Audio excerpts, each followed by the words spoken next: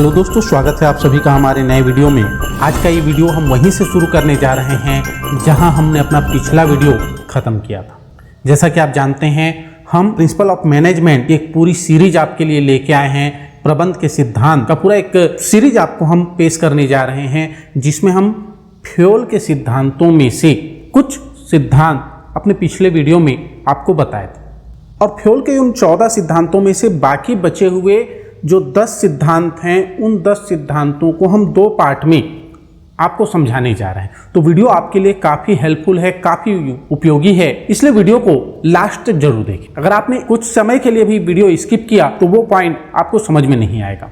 चलिए वीडियो शुरू करते हैं। पिछले वीडियो में आपने हेनरी फ्योल के 4 सिद्धांतों को समझा था। कार्य विभाजन का सिद्धांत, अधिकार एवं दायित्व का सिद्धांत, आदेश की एकता का सिद्धांत, निर्देश की एकता का सिद्धांत। अब इससे आगे हम आपको बाकी बचे 10 सिद्धांतों में से 5 सिद्धांत समझाने जा रहे हैं। आज की इस वीडियो में हम आपको अनुशासन का सिद्धांत, सामूहिक हितों की प्राथमिकता का सिद्धांत, कर्मचारियों के पारिश्रमिक का सिद्धांत और केंद्रीयकरण का सिद्धांत, इसके साथ ही सोपान या संपर्क श्रृंखला का सिद्धांत बताने जा रहे हैं। आज के वीडियो का पहला टॉपिक है अनुशासन का सिद्धांत, प्रिंसिपल ऑफ डिसिप्लिन। डिसिप्लिन चाहे कोई भी व्यवसाय हो, कोई भी कार्य हो, कोई भी ऑर्गेनाइजेशन हो, कोई भी कंपनी हो, अगर हम कुछ काम सही तरीके से करना चाहते हैं तो उसके लिए अनुशासन का होना बहुत जरूरी है। फ्योल के अनुसार संगठन में अनुशासन सबसे आवश्यक चीज है। कर्मचारियों को संगठन को नियंत्रित करने वाले नियमों का पालन और सम्मान करना चाहिए। एम्प्लॉय, चाहे छोटा एम्प्लॉय हो या बड़ा एम्प्लॉय हो, सभी को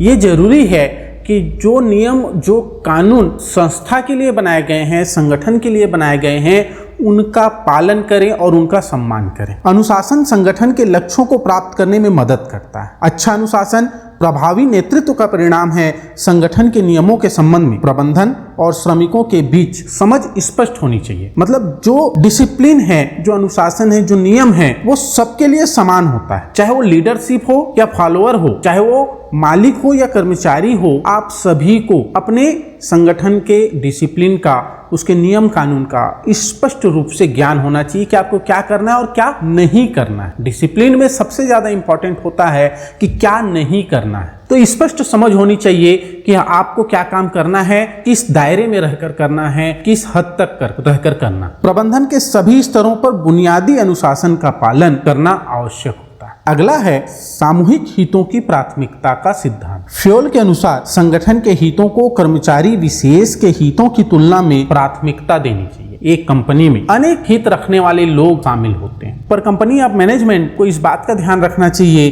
कि उनको किसी एक कर्मचारी विशेष, एक एम्प्लॉय, एक ऑफिसर के हितों को ध्यान में न रखते हुए ऐसे नियम कानून बनाए जाने चाहिए जो सभी के लिए लाभदायक। कंपनी में कार्य करने में प्रत्येक व्यक्ति का कोई ना कोई हित होता है। व्यक्ति इतना स्वार्थी है कि बिना स्वार्थ के वो कोई काम नहीं करता। अगर कोई व्यक्ति आपकी कंपनी में जुड़ा हुआ है, आपकी कंपनी में काम कर रहा है, तो कहीं ना कहीं उसका भी कुछ स्वार्थ होगा। और कंपनी अगर कुछ काम कर रही है तो कंपनी के भी अपने स्वार्थ हैं, अपने उद्देश्य हैं, अपने गोल्स हैं। तो आपको ये ध्यान रखना है कि जो संगठन है, जो कंपनी है, उसका जो गोल है, उसका जो लक्ष्य है, उसका जो हित है, वो आपके लिए सर्वोपरि होना चाहिए। सामान्य भलाई के लिए किसी एक व्यक्ति या समूह के हितों पर हावी होना महत्वपूर्ण है। अगर सामूहिक हित की अगर हम बात करें और उस सामूहिक हित में किसी एक व्यक्ति का हित हो रहा है, तो भी सामूहिक हितों पर अधिक आपका ध्यान होना चाहिए। व्यक्तिगत हित की अपेक्षा सामान्य हित को प्राथमिकता देना अधिक महत्वपूर्ण है। ऐसा न करने पर संगठन ध्वस्त हो जाएगा। किसी व्यक्ति या समूह के हितों को संगठनात्मक लक्ष्य में बाधा नहीं डालना चाहिए। मतलब कहने का तात्पर्य यह है कि किसी एक व्यक्ति को फायदा पहुंचाने के लिए, किसी एक व्यक्ति के बेनिफिट के लिए, उसको एडवांटेज देने के लिए हम सामूहिक हित को, पूरे ग्रुप को नुकसान में नहीं डाल सकते। तो यहाँ आप इस चीज को ध्यान रखिए कि जब तक सामूहिक हित नहीं होगा, आपका व्यक्तिगत हित भी होना संभव नहीं। जब तक ग्रुप को फायदा नहीं होगा, आप अकेले फायदा नहीं उठा सकते। तो जो भी डिसीजन लिए जाएं, वो ग्रुप को देखते हुए, टीम को देखते हुए लिए जाएं, ना कि किसी पर्टिकुलर एक आदमी के लिए, एक बंदे के लिए कोई डिसीजन लिया जाए कि इस डिसीजन से उस एक बंदे को, जो मेरा मित्र है, दोस्त है, मेरा रिश्तेदार है, उसे बेनिफिट। ऐसा नहीं। प्रबंधन को, मैनेजमेंट को हमेशा इस बात का ध्यान रखना चाहिए कि सामूहिक हितों पर ही फोकस हो, व्यक्तिगत हितों पर ध्यान ना दिया जाए। अगला है कर्मचारियों के पारिश्रमिक का सिद्धांत। फ्योल का मत था कि संगठन में कार्य करने वाले कर्मचारियों के पारिश्रमिक भुगतान की जो पद्धति है और पारिश्रमिक वो सदैव कर्मचारी और संस्था दोनों के लिए संतुष्टिजनक होनी चाहिए। इसका मतलब ये है कि जो व्यक्ति आपकी कंपनी में काम कर रहा है एक कर्मचारी के तौर पर, वो इसलिए काम कर रहा है ताकि उसके काम के बदले में उसे एक सैलरी मिलेगी, एक रकम मिलेगा जिससे वो अपने परिवार का अपना भरण पोषण करेगा, अपनी जीविका चलाएगा, ना कि वो सेवा करने के लिए। तो हमेशा इस बात का ध्यान रखिए कि वो कर्मचारी तभी आपके यहाँ पूरे लगन से और मन से काम करेगा, ईमानदारी से काम करेगा, जब उसे संतुष्टिजनक पेमेंट, हमेशा पारिश्रमिक ऐसा होना चाहिए, पेमेंट ऐसा होना चाहिए जो संस्था के लिए और कर्मचारी के लिए दोनों के लिए फायदेमंद हो। ऐसा भी ना हो कि कर्मचारी को हम इतना पैसा दे दें कि उससे संस्था का ही नुकसान हो जाए। जब आप पेमेंट की ऐसी व्यवस्था करते हैं, ऐसा सिस्टम रखते हैं जिससे कर्मचारी और संस्था दोनों का हित होता है, तो इससे कर्मचारी और मैनेजमेंट दोनों के मध्य मधुर संबंध बने रहते हैं। फ्योल का यह भी कहना था कि श्रमिकों को उनकी योग्यता के अनुरूप मजदूरी दी जानी चाहिए। इसके लिए उन्होंने प्रेरणात्मक मजदूरी पद्धति को अपनाने पर बल दिया। प्रेरणात्मक मजदूरी पद्धति क्या है? तो प्रेरणात्मक मजदूरी पद्धति में ऐसी मजदूरी दी जाती है जो लोगों को प्रेरित करती है काम करने के लिए। ये काम के आधार पर दी जाने वाली मजदूरी की पद्धति है, जिसमें ज़्यादा काम करने वाले व्यक्ति को ज़्यादा मजदूरी और स्टैंडर्ड जो हमारा है, जो मानक काम है, उससे कम काम करने वाले को कम दर से मजदूरी देने की प्रथा है। आपको हर हाल में ये याद रखना चाहिए कि हर कोई यही चाहता है कि उसे अपने कार्य, अपने परिश्रम के बदले अच्छा खासा पारिश्रमिक मिले। तो संगठन को यह तय करना चाहिए कि उसके यहाँ काम करने वाले कर्मचारी समय से और उचित पारिश्रमिक प्राप्त करें। यदि कर्मचारी या मजदूर को उनके पारिश्रमिक समय पर मिलता है तो वो और लगन और मेहनत के साथ संगठन के साथ काम कर सकता है। प्रेरणात्मक मजदूरी प्रणाली द्वारा कर्मचारी पूर्ण निष्ठा, लगन एवं क्षमता से काम करते हैं और श्रम संबंध अच्छे बने रहते हैं। प्रबंधन का फ्योल का यह सिद्धांत ये कहता है कि कर्मचारियों को उनके द्वारा किए गए काम के लिए उचित वेतन दिया जाना चाहिए। कोई भी संगठन जो अपने कर्मचारियों को कम वेतन देता है, उसे प्रेरित और गुणवत्तापूर्ण कर्मचारी बनाए रखने के लिए संघर्ष करना पड़ेगा। उसे सही कर्मचारी, योग्य और ईमानदार कर्मचारी कभी नहीं मिलेंगे। नेक्स्ट है केंद्रीकरण का सिद्धांत, प्रिंसिपल ऑफ सेंट्रलाइजेशन। संस्था में किन कार्यों का केंद्रीकरण और किन कार्यों का विकेंद्रीकरण होना चाहिए, इसका निर्णय मैनेजमेंट द्वारा संस्था के हित में लिया जाना। केंद्रीकरण क्या होता है? केंद्रीकरण का अर्थ होता है कि जहां पर सारी शक्तियां और अधिकार किसी एक सेंटर के पास, एक पॉइंट पर हो, तो वो केंद्रीकरण की स्थिति कहलाती है। और विकेंद्रीकरण जहां पर अधिकार और शक्तियां विभाजित होती हैं, अलग अलग हाथों में होती हैं, वो विकेंद्रीकरण की स्थिति कहलाती है। किसी संस्था के लिए केंद्रीकरण की स्थिति अच्छी होती है और किसी के लिए विकेंद्रीकरण की स्थिति अच्छी मानी जाती है। तो ये संगठन के आकार के आधार पर महत्वपूर्ण हो जाता है कि शक्ति इस हद तक केंद्रीकृत हो कि निर्णय लेना सभी स्तरों पर विवेकपूर्ण हो और मनमाना ना। ये संगठन के आकार पर भी निर्भर करेगा।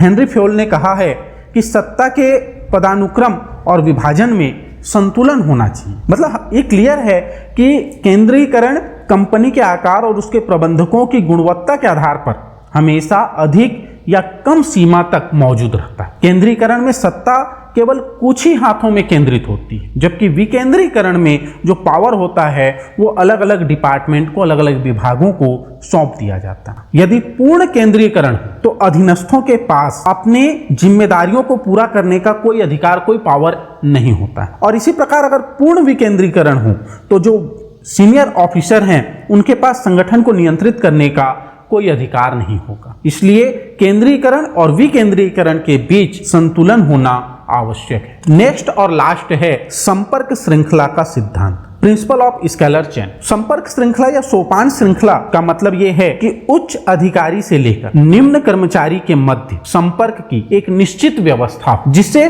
कर्मचारियों के पारस्परिक संबंध, आदेशों और निर्देशों को परिभाषित किया जा सके। मतलब यह स्पष्ट हो कि ऊपर से नीचे की ओर किस तरह से कर्मचारी एक दूसरे से कांटेक्ट करेंगे। फ्योल के अनुसार कर्मचारी और अधिकारियों के संगठन में एक स्पष्ट श्रृंखला होनी चाहिए। इससे अधिकार एवं कर्तव्यों के उल्लंघन होने का भय नहीं रहता और एक टीम भावना से कार्य किया जाता है। इस श्रृंखला में शीघ्र निर्णय लेने के लिए श्रृंखला को तोड़कर कभी कभी निचले स्तर पर भी निर्णय लिए जा सकते। ऐसा नहीं है कि जो चयन बना हुआ है आपको हमेशा उस चयन का ही पालन करना है। कभी कभी परिस्थितियों के अनुरूप, सिचुएशन के अनुसार से आपको उस चयन को तोड़कर एक दूसरे से कांटेक्ट भी करना पड़ सकता है। अतः निर्णय अधिकारों में लोच का गुण होना आवश्यक है। और विशेष परिस्थितियों में शीघ्र निर्णय लेने के लिए फ्योल ने मिलान पट्टी की अवधारणा गैंग प्लैंक का सुझाव भी दिया।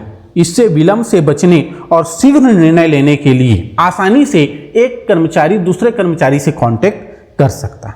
जैसे कि देखिए, आपको इस डायग्राम में दिखाई दे रहा होगा कि ए जो है वो बॉस है और उसके नीचे काम करने वाले अलग अलग व्यक्ति हैं, अलग अलग कर्मचारी हैं, बी, जी, सी, एच, डी, आई, इस तरह से अलग अलग। अगर ए के माध्यम से कोई सूचना पहुंचानी है तो वो ए से बी, बी से सी, सी से डी, डी से ई, ई से एफ तक जाएगा। मतलब ऑर्डर जो होगा, ऑर्डर ऊपर से नीचे की ओर आएगा, चाहे वो A B C D E F आए या ए जी एच आई जे के क्रम से आए। तो आदेश हमेशा ऊपर से नीचे की ओर आएगा, लेकिन जो निवेदन होगा, जो प्रार्थना होगी, वो हमेशा नीचे से ऊपर की ओर जाएगी। मतलब एफ ई के पास अपना रिक्वेस्ट भेजेगा, आवेदन भेजेगा, ई जो है डी के पास, डी सी के पास, सी बी के पास और बी ए के पास। इस तरह से वो एक क्रम से ऊपर की ओर जाएगा। लेकिन फ्योल का कहना है कि परिस्थितियों को ध्यान में रखते हुए अगर डी चाहे तो वो सीधे आई से कांटेक्ट कर सकता है। और यही जो व्यवस्था है, इस व्यवस्था को ही मिलान पट्टी या गैंग प्लैंक का नाम दिया गया। तो दोस्तों, उम्मीद है कि ये 5 पॉइंट जो आज हमने आपको बताया, अनुशासन का सिद्धांत, सामूहिक हितों की प्राथमिकता का सिद्धांत, कर्मचारियों के पारिश्रमिक का सिद्धांत, केंद्रीकरण का सिद्धांत और संपर्क श्रृंखला का सिद्धांत, ये 5 पॉइंट आपको बहुत ही अच्छे तरीके से समझ में आ गए होंगे। अगर आपके मन में कोई भी डाउट है तो डाउट को आप कमेंट बॉक्स में जरूर लिखिए। वीडियो कैसा लगा ये भी कमेंट करके हमें जरूर बताइए। अगर वीडियो अच्छा लगा तो वीडियो को लाइक शेयर करना ना भूलें। और अगर अभी तक आपने चैनल को सब्सक्राइब नहीं किया तो इस तरह के और वीडियो के लिए चैनल को सब्सक्राइब कर लें। मिलते हैं अपने नेक्स्ट वीडियो में इसी तरह के एक नए टॉपिक के साथ। तब तक के लिए जय हिंद, जय भारत।